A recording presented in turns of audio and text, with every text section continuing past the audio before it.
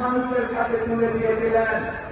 এরপরেও যদি কেউ বলে আমি বিতর্কিত বিএনপি, আমি বিদ্রোহী বিএনপি, আমি বহিষ্কৃত বিএনপি, তাদের বিচার করবেন।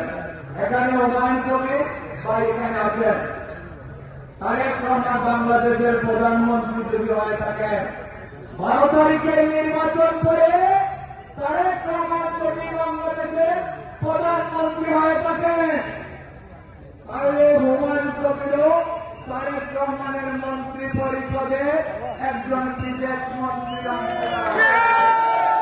আমাদের দেশের গর্ব, তিনিও বিদেশ মন্ত্রীর অংশীদার হবেন। সেই তারেক রহমান আজকে হুমায়ুন কবিরকে জকিগঞ্জ কানাইঘাটের মানুষের সামনে কি মেসেজটা দিয়ে পাঠিয়েছেন আপনারা ধৈর্য ধরে শুনলেন। আব্দুর রাজ্জাক বিএনপির তৃণমূল থেকে গড়ে ওঠা এক নেতৃত্ব, তার কাছেও কি মেসেজ আছে বলতে